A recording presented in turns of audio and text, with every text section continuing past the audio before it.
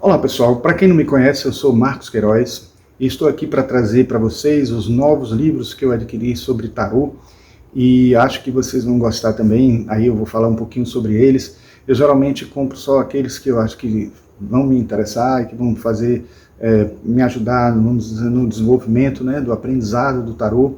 Eu, como sou muito ligado ao tarô do Rider-Waite, né, Waite-Smith, eu trago geralmente aqui obras que são ligadas a esse, o que não quer dizer também que eu não tenha algum tipo de ligação com o de Marselha, mas é o que eu tenho mais afinidade, né, o Rider-Waite. E estes livros são livros relacionados ao Rider-Waite e de autores que até trabalham com os dois, mas que trazem conteúdos interessantes. E também eu vou trazer uma surpresinha no final, que é um tarô especial, tem um livro sobre um tarô especial que eu já tinha as cartas, mas não tinha o livro, e acabei conseguindo encontrar este livro aí que eu gostei muito de ter encontrado, tá certo? Então, logo depois da nossa vinheta, né? Aguardem aí, tá?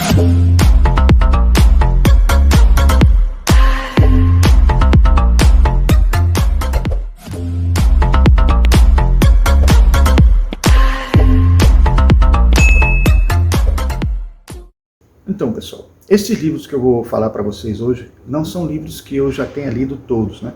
Porque não dá para dar conta de tanto livro assim, mas eu já consegui ler alguma coisa deles, de todos eles, e percebi o valor, por isso que eu estou trazendo. Tem um deles que é bastante novo, eu acredito, depois eu vou dar uma olhadinha para confirmar, mas que ele é tão interessante, tão bom, que eu acho que vale a pena vocês darem uma olhadinha, ver se interessa a vocês também.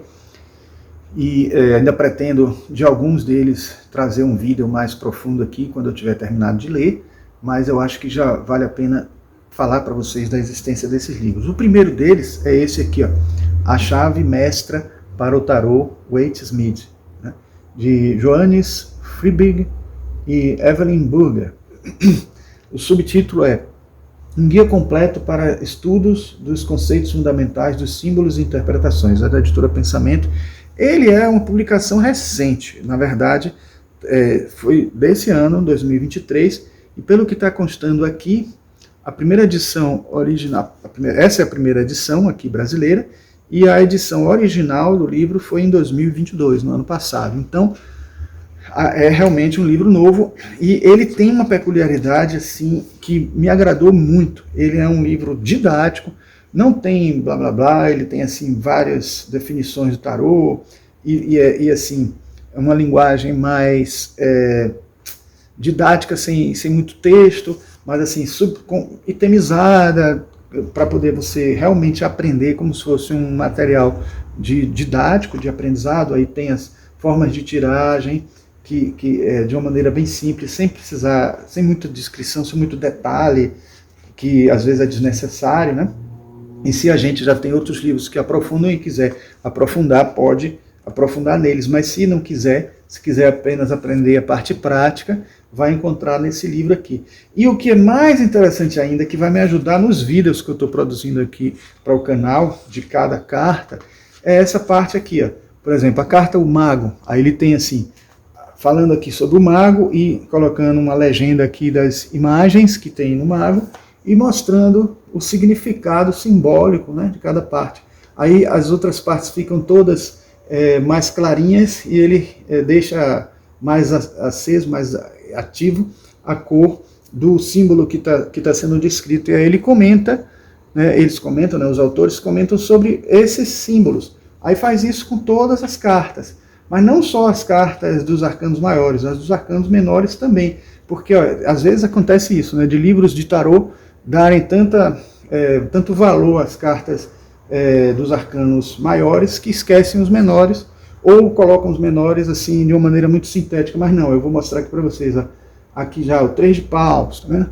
Aí ele mostra o simbolismo, nem sempre fica assim nessa disposição das páginas, às vezes inverte, troca. Aqui, por exemplo, o 2 de paus está aqui, os símbolos aqui, e a imagem dele está do lado de cá, mas ele tem todos os arcanos, os maiores, os menores, né? E aqui no final, somente, né, falando de tarô e astrologia, e falando um pouquinho, né, mais para encerrar, mas no fim das contas é um livro que trata do que precisa ser tratado mesmo, de uma maneira didática, e um livro para consulta. Um livro que serve para você dar uma estudada em geral, e depois, na hora que estiver praticando, bate uma dúvida, qual é o significado mesmo daquele símbolo, né? Aí vai entronizando toda vez que vai fazendo para si mesmo, vai buscar essas informações, né? E isso vai assimilando, vai sendo entendido como se fosse num aprendizado de língua, que você vai no dicionário confirmar determinado verbete que você não lembra, né, dentro do vocabulário, porque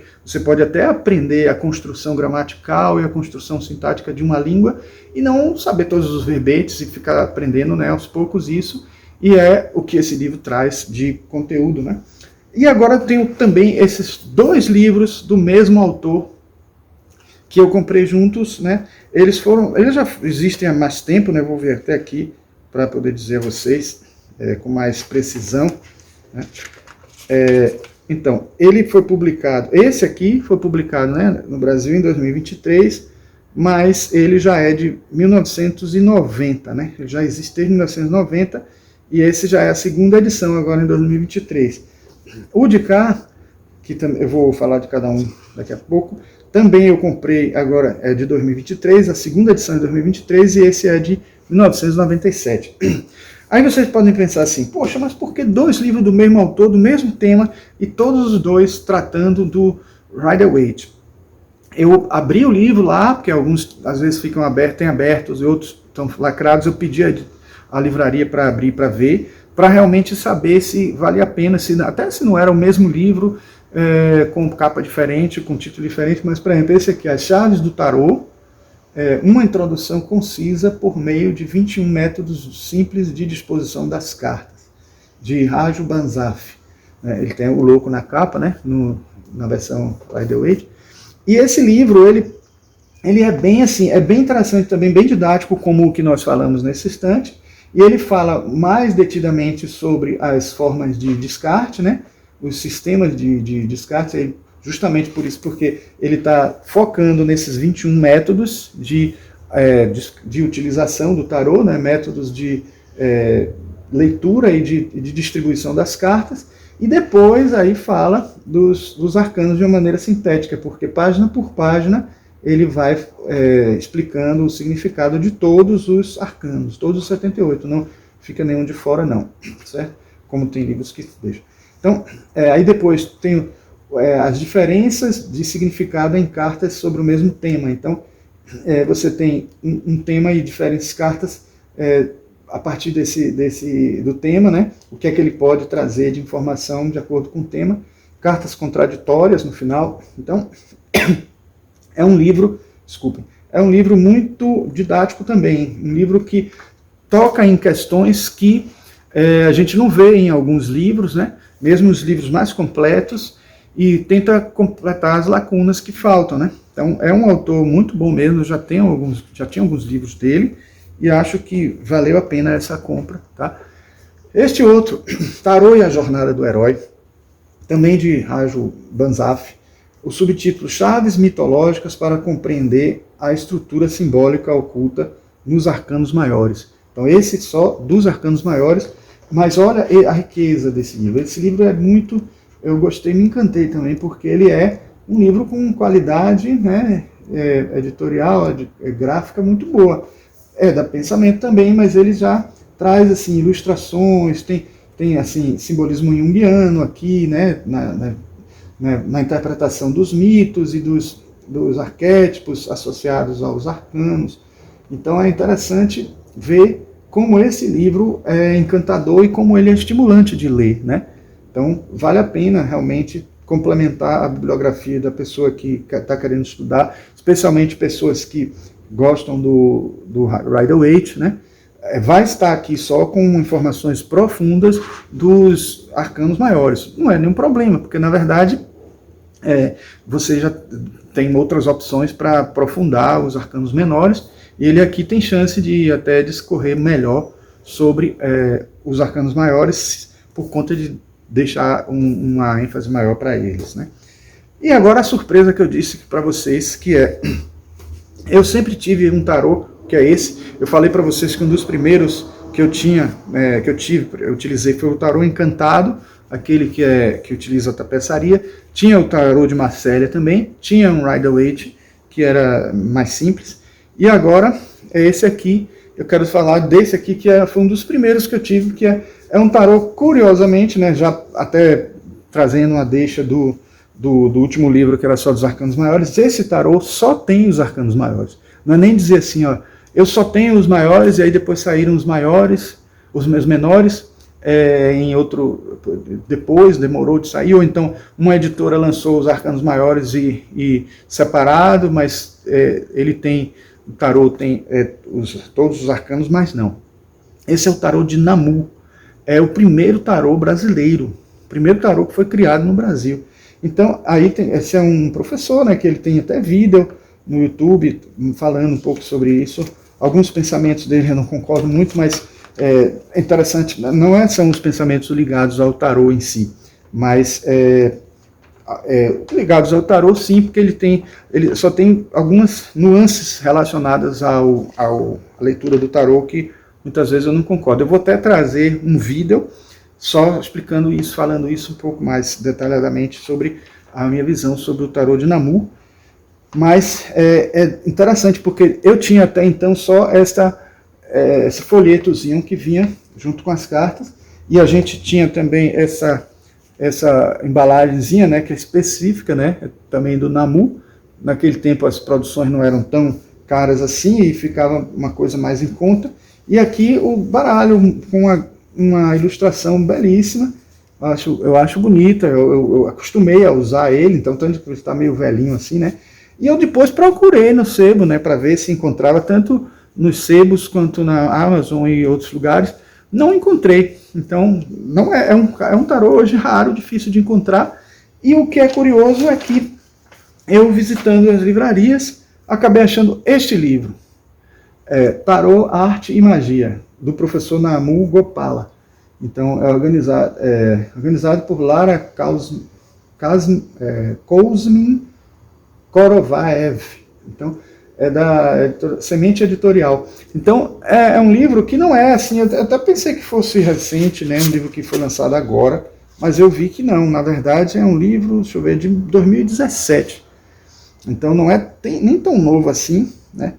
Deixa eu ver se essa edição é nova, não, é de 2017 mesmo, foi lançado em 2017 e essa edição é de 2017. Acho que se teve outra edição, não sei.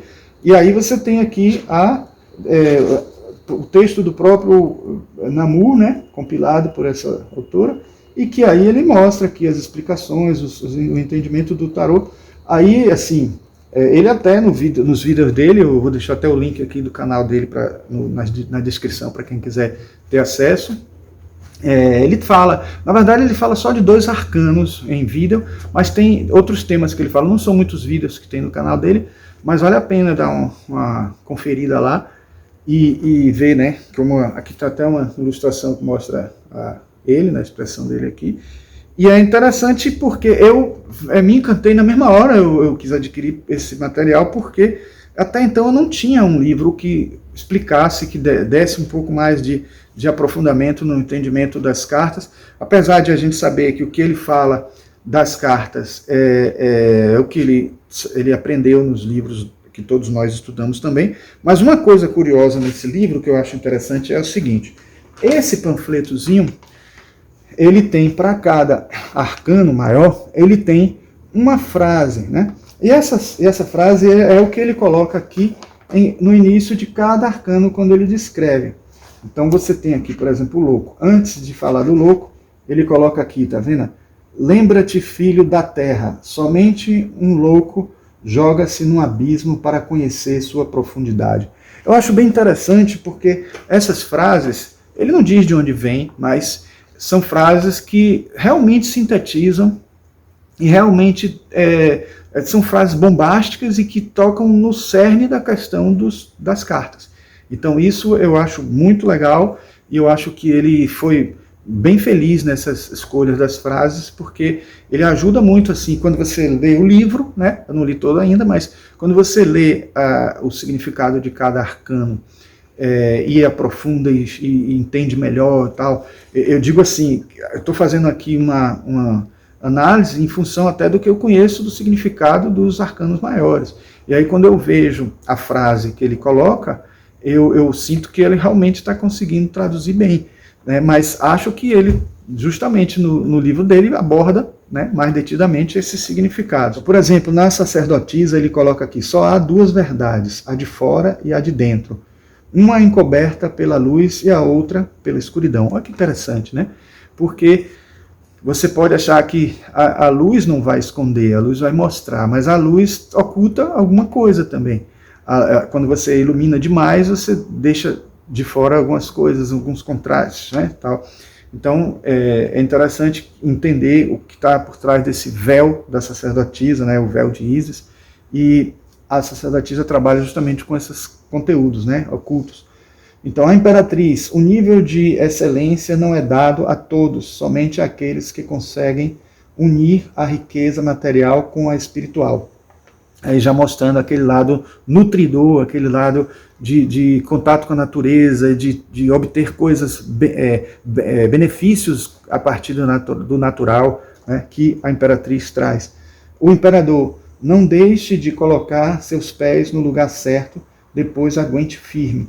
Então, mostrando aquele lado mais líder do imperador e mais incisivo, né? Mais determinante, mais controlador também. Então, o Papa tem, não se deve deixar que conhecimentos estabelecidos nos tragam preconceitos a um novo mundo. Então, aquela ideia da religiosidade, do líder religioso, do aspecto mais filosófico-religioso que o Papa tem, né? Que é o Hierofante, né? Depois tem o enamorado. Tudo o que seduz é um caminho. Fundamental é consultar o coração. Estou mostrando esse lado, né? Mais paixão, mais emoção, mais interação com o mundo e decisão sobre isso ou aquilo, sobre algo, sobre duas coisas que a gente está em dúvida, enfim, poder de decisão. O carro. Todos têm um karma, intervindo, direcionando e posicionando-se, encontra-se o caminho de ser livre. Então, falando dessa visão do carro como a busca, né, de atender a uma meta, né, de conseguir chegar à vitória a partir de um caminho, né, um processo. Então, um seguir, né, como um caminhar com o carro, né? Então, é um karma, é uma ação, porque karma é ação. Justiça, né? Aqui ele coloca o número 8 como justiça, né? Afirmar o que é justo é viver em coerência com o que se fala. Né? Aí eu vou seguir, né? Então, o ermitão, que é o 9, né? Tudo na vida tem sua função periódica. Em silêncio, leve sua própria luz, pois sua solidão jamais será entendida por ninguém. O 10, a roda da fortuna. Se tudo gira bem, não se prenda, isso passa. Se tudo gira mal, isso também passa. O importante é extrair a riqueza do inverno e do verão. A força, o 11, né? Difícil não é controlar a situação, e sim a sua fera interior, sem ferir nem ser ferido. Então, aí a gente tem depois o enforcado, que é o 12, né? Não sei se sou o que sou de cabeça para baixo diante do mundo, ou se é o mundo que está de cabeça para baixo diante de mim. Então, o enforcado que fica virado de cabeça para baixo, está aqui a frase. O ceifador, né, que é a morte, né, carta número 13. O perdão do entusiasmo é uma forma de morte prematura. É como aceitar a derrota antes de ser derrotado. A temperança, o 15, né?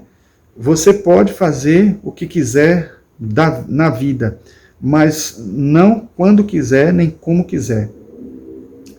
15. O diabo, né? Os que combatem fogo com fogo geralmente acabam ficando só com as cinzas. A torre, 16. Ter quebrado não tem importância alguma, a não ser que você continue a lembrar disso.